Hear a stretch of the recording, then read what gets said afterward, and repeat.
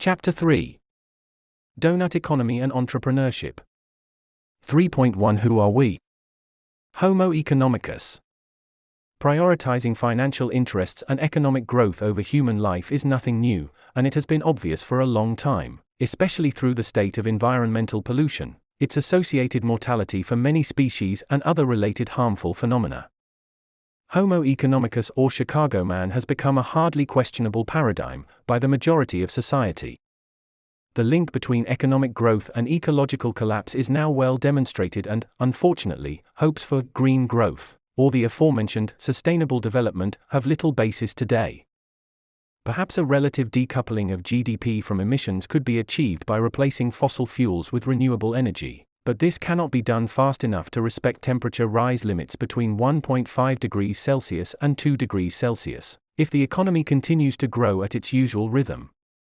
This is due to the simple reason that more growth would mean even more energy demand, which makes it even harder to achieve with renewables. In the short time we have left, Hickel and Callies, 2020, Schroeder and Storm, 2020. And even if we get there, renewable energies and the production of their infrastructure will mean even more extractivism of some finite resources. That will not be able to sustain today's energy-intensive consumption model, especially if it does not seem to stop growing, but quite the opposite. This phenomenon is also often depicted as Jevons paradox, also known as the rebound effect, which is explained in the Guide to Energy Descent as follows. In early 19th century England, the economist William Stanley Jevons found that as the efficiency of steam engines improved, the country, as a whole, consumed more and more coal, not the other way around, as might be expected.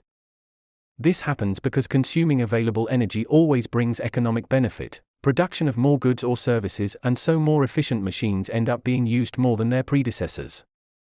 In everyday life, we can also see this, for example, in the fact that the less petrol a car consumes, the more kilometers we tend to drive in it, or the less electricity an appliance consumes, the longer it is in use. 3.2 Where are we going? And how is the doughnut economy linked to these phenomena?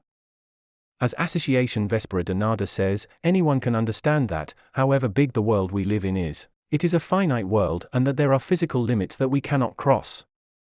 It is more difficult to dismantle techno-utopian myths, to unravel the limits that renewable energies also have, or the impossibility of recycling 100% with the costs that recycling also has. It is even more difficult to assume that we are not gods and that we have to humbly assume that we must live by the rules. The Intergovernmental Panel on Climate Change was established in 1988, and was awarded the 2007 Nobel Peace Prize for its work on climate change, and assessing the impact of human activity on climate, UNESCO, 2018. Since then, it has provided reports on the state of scientific, technical and socio-economic knowledge on climate change and response strategies.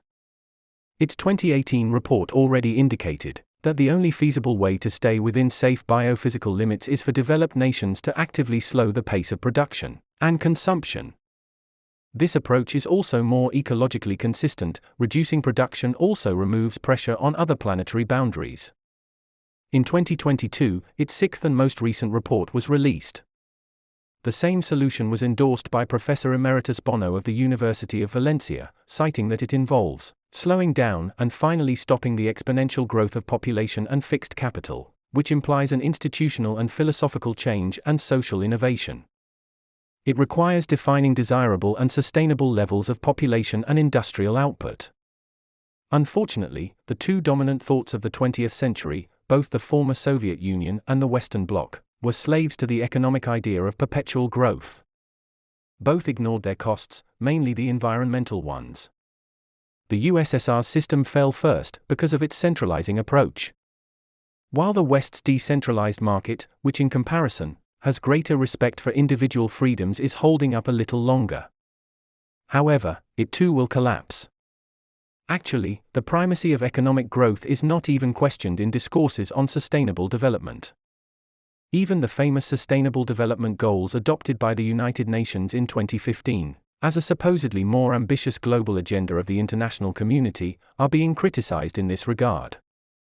For example, the neo-colonialist and ethnocentric vision of placing several of the postulates under the leadership of developed countries, as if they were a model for poor countries to follow and imitate, is something that is reflected in some sensitive goals, such as the 12.1, which speaks of applying models of production and consumption under the leadership of developed countries, when a large part of our production and consumption patterns are a model of unsustainability.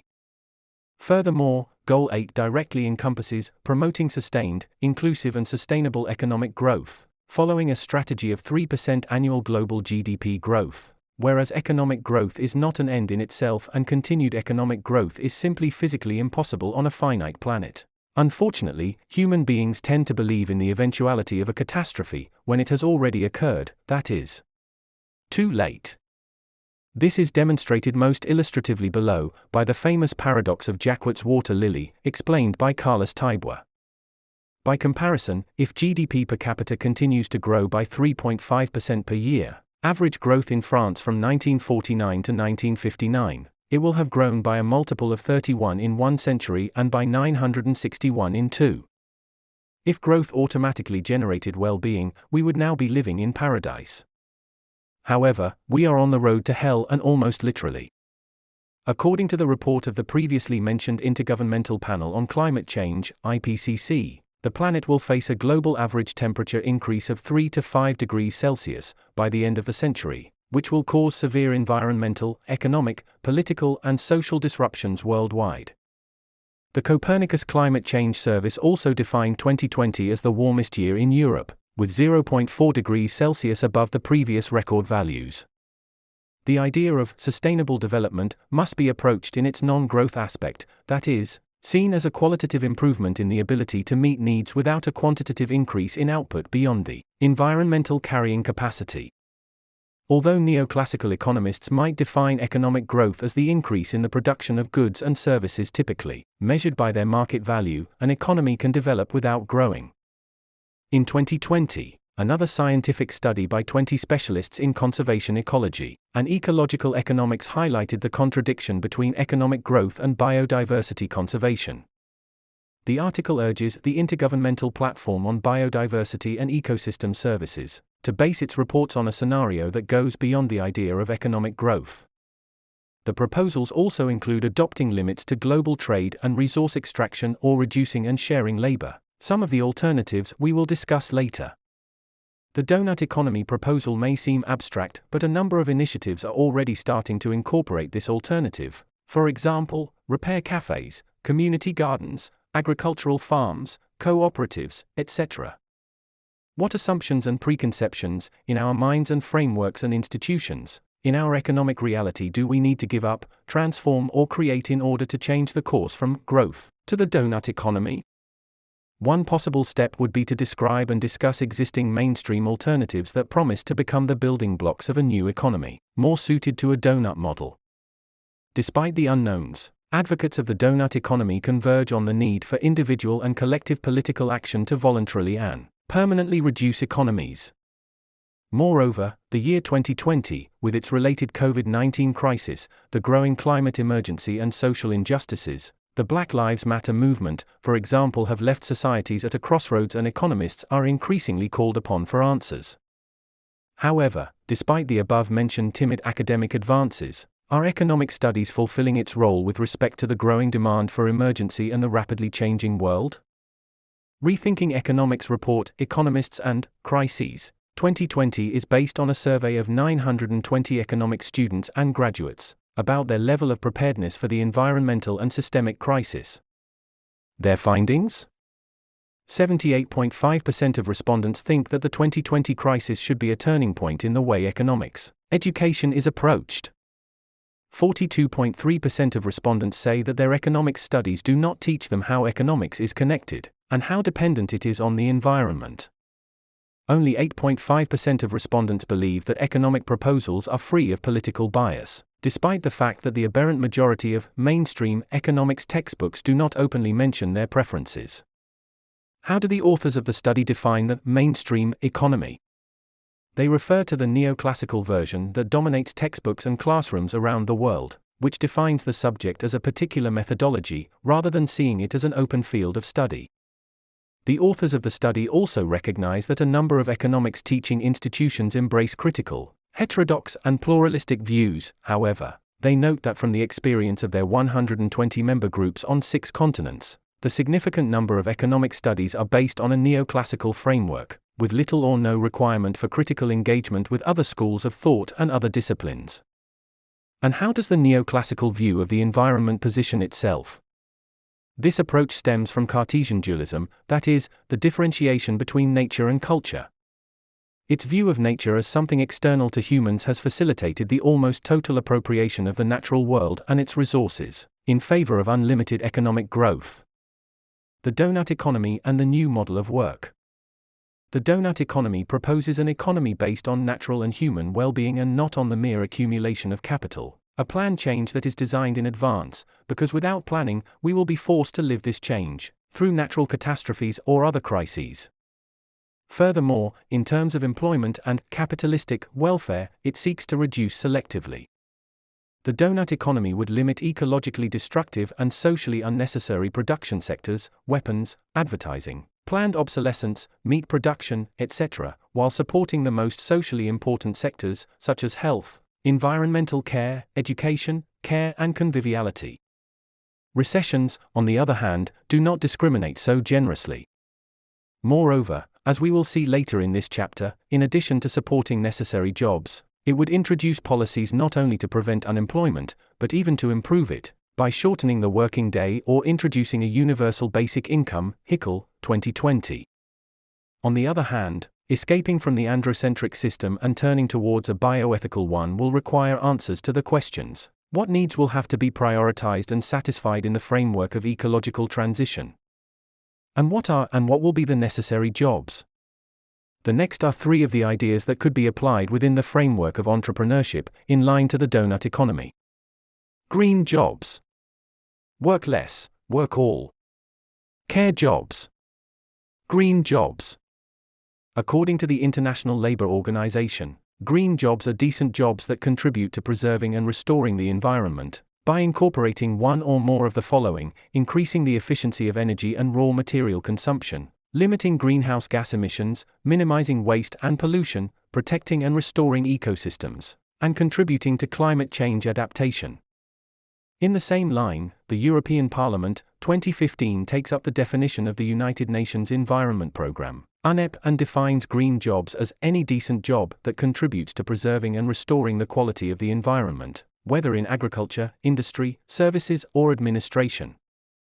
Few people would question the growth of these jobs in the sector of biodiversity protection or proper waste management. Other elements of the transition strategy towards green jobs proposed by the researchers include those that would be related to improving the energy efficiency of production processes, industry, construction, and the use of household appliances. Electrify heating and most transport using renewable electricity and hydrogen. Helping workers disadvantaged by the transition, through training, education, sector relocation, or retirement.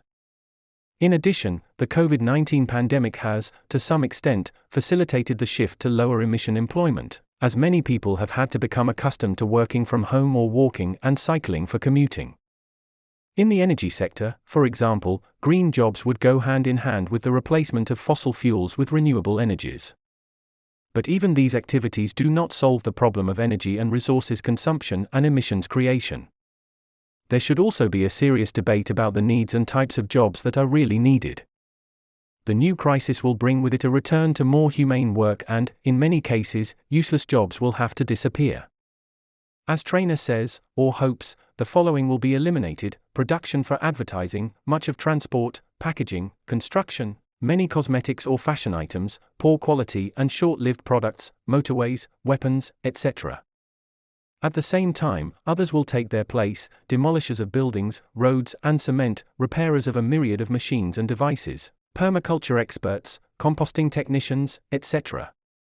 Parikh says, could anything be more demoralizing than having to wake up in the morning, 5 out of 7 days of one's adult life, to perform a task that one secretly believes is unnecessary, a waste of time and resources, or even a way of making the world worse?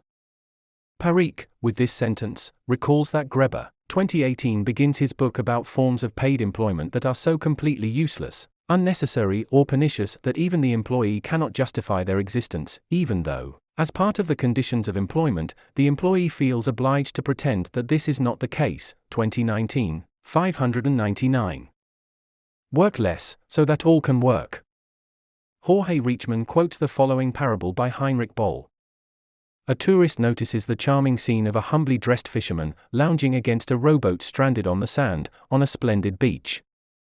He photographs him, offers him a cigarette, and they strike up a conversation. "What are you doing sleeping instead of going out to sea and fishing?" "I caught enough fish this morning." "But imagine," replies the tourist, "going out to sea 3 or 4 times a day, and catching 3 or 4 times as many fish. After a year, you could buy a motorboat, after 2 years another one, after 3 years it could be 1 or 2 good-sized fishing boats. Imagine that. Some time later you could build a freezing factory or a salting plant. Later you would even fly your own helicopter to locate the fishing targets and guide your boats to them. Or maybe you would own your own fleet of trucks to bring the fish to the capital, and then. And so?" asked the fisherman.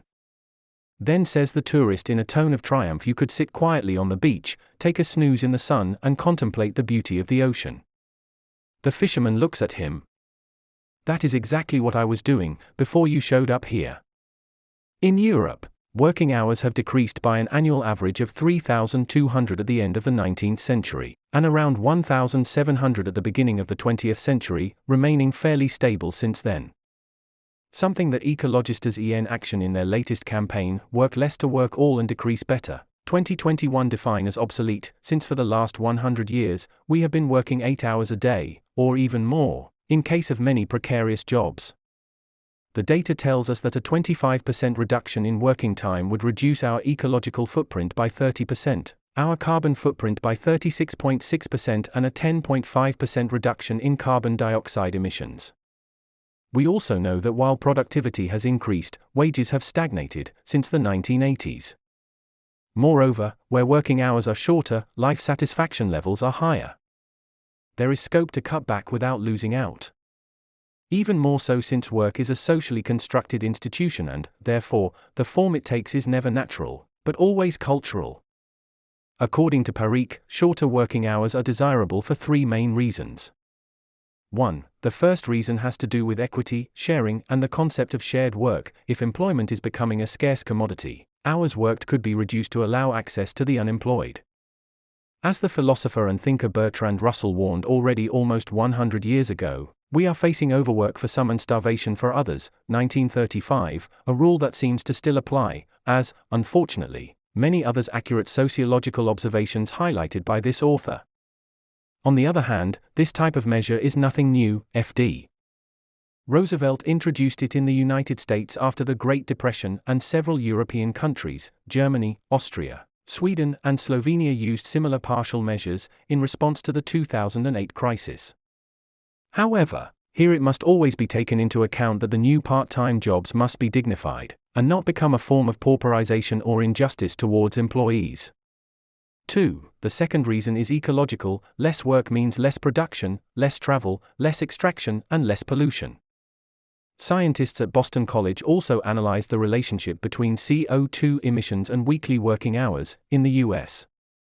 They found out that every 1% increase in working hours leads to a 0.65% increase in emissions, and concluded that reducing working time could be a critical component in mitigating environmental impacts. NRGA with Ringabovardi also argues that spending less time at work also promotes habits such as slow food or slow transport, whose environmental footprint is much smaller.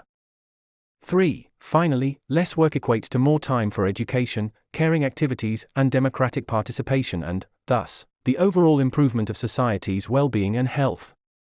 This is supported by Callies, who says that a shorter working week could not only combat unemployment but also create more time for leisure and coexistence. However, it should be remembered, at this point, that the ecological footprint of infinite and consumerist leisure is also important, and that strategies to reduce working time lose their effectiveness if free time is spent flying to the Bahamas or buying luxury goods. This phenomenon is often called the Fordist trap of the work and spend culture, and is constitutive of a society with only 2 roles, producer and consumer.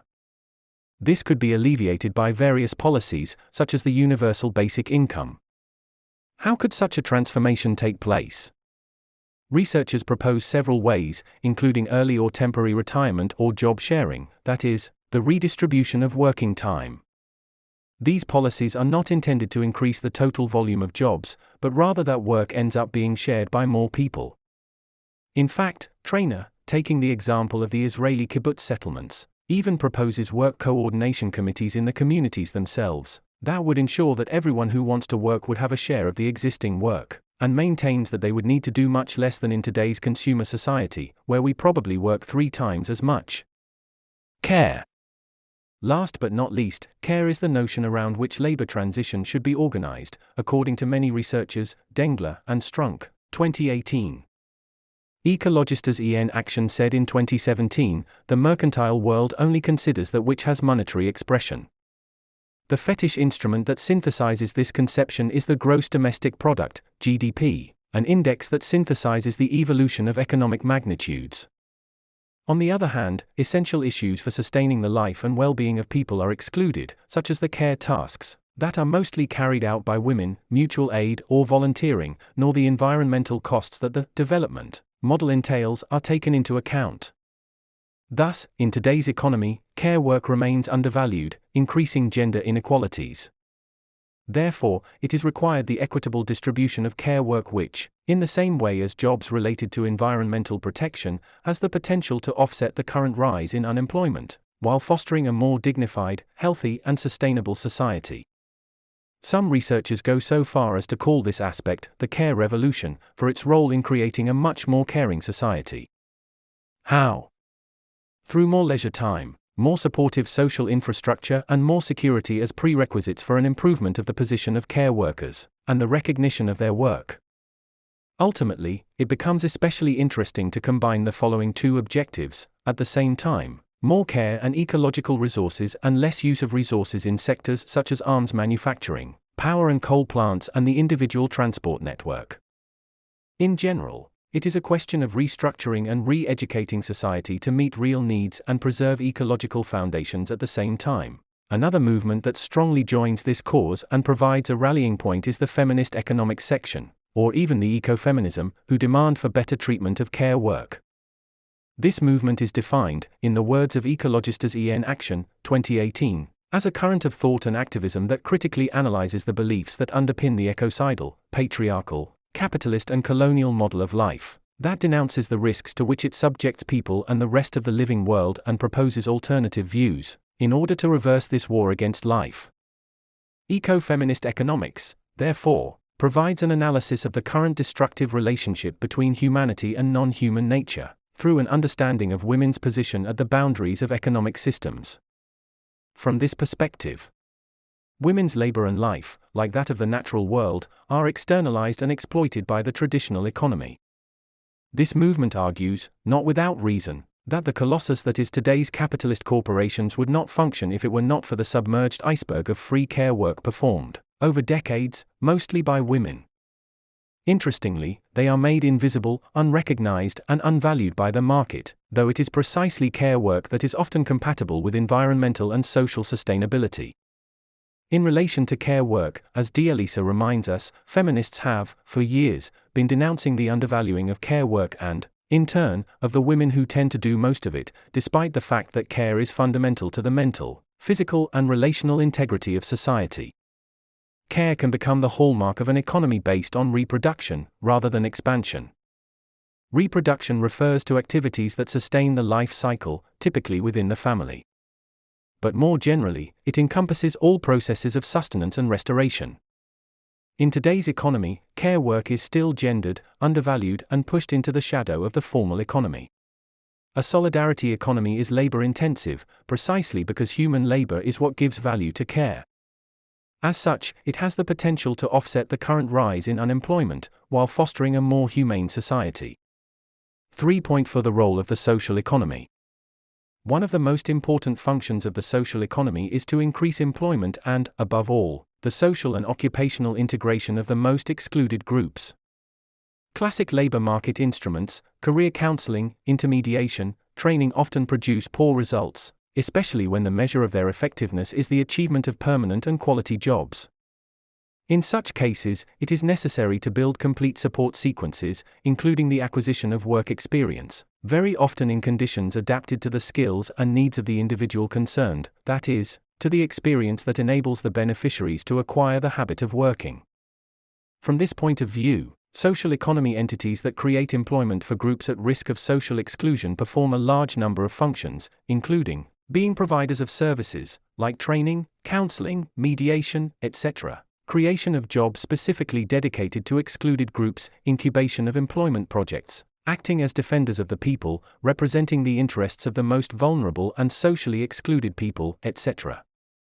Moreover, social economy entities active in the labor field have a huge innovation capital, as they carry out activities for very specific groups, often being pioneers at national level, being forced to build their own working methodology, becoming a great reservoir of knowledge and social capital, as they operate in local communities, and their action is very often very comprehensive and goes beyond market activities. Thanks to these characteristics, they often create innovative projects that are, at the same time, well integrated in the specificity of a given environment, so that their achievements must be taken into account when formulating active labor market policies. Furthermore, these social and local features, and the personalization of actions according to the needs, put social economy organizations in a privileged position when it comes to including them in the labor market perspective. As Callies highlights, social economy entities can be very important in the eco-social transition, as they focus on care work, have a high percentage of volunteer activity, do not tend to expand at all costs, and are less resource-intensive than their counterparts in the private sector economy. Such practices allow them to better cultivate solidarity and interpersonal relationships, by generating non-monetary wealth as a great added value. This, together with the policies mentioned above, such as a basic income, employment guarantee, a shorter working week or job sharing without a reduction in monthly wages, could combat unemployment and, at the same time, create more coexistence. Adopting such proposals would reduce economic insecurity, avoiding any dependence on the hegemony of higher economic growth, and provide employment in activities that support the common good. In the same way, the activity of third sector organizations tends to have lower economic costs, as they do not employ exorbitant salaries or contemplate armored contracts among managers. On the contrary, there is a base of altruistic and voluntary collaboration. The 2010 Third Sector Yearbook of Social Action in Spain showed that volunteer staff represent 62.3% of the total working in all organizations, and, as there is no profit motive, the costs do not include the profit margin, and if there are any, they are reinvested in the organizations themselves. This premise would be the basis for a new economy, an economy where stable productive capacity, without growth, serves to cover the needs of people, even the most vulnerable, with a minimum consumption of resources, labor, and waste, and in an ecologically responsible manner. It would also take into account the equitable distribution of work, including care work, within the framework of a cooperative and non-profit economy. Unfortunately, our current economy operates according to completely opposite principles. The maximization of profits for those with the largest share of capital seeks to steadily increase consumption and GDP. As Teresa Crespo highlights, the work of people at risk of exclusion that is provided by the social economy does not always achieve the level of productivity that would be necessary to obtain competitive and sustainable production, and consequently these entities assume, in one way or another, the deficit that may occur, understanding that their activity generates other social benefits that justify this type of project. The sum of these two factors, social and economic, undoubtedly has a return or impact on society of considerable value that should never be ignored. If we have talked about the sector's capacity to integrate people at risk of exclusion, it is also a new source of employment thanks to the fact that until very recently it has been increasing the recruitment of specialized professionals in this sector, focusing on people's care activities and the management of social services. The report, Radiography of the Third Social Sector in Spain, Challenges and Opportunities in a Changing Environment, 2018 speaks of the need to anticipate the major changes that are to come, several of which are disruptive and will affect society as a whole and social economy organizations. The report also highlights that climate change will mean that social economy organizations dedicated to environmental issues will play a transcendental role. In addition, many of the transition movements will draw on working practices that we insist on describing as outdated, but which have maintained a better relationship with the natural environment and their local cultures. At European level, the involvement of social economy organizations in the labor market is similar.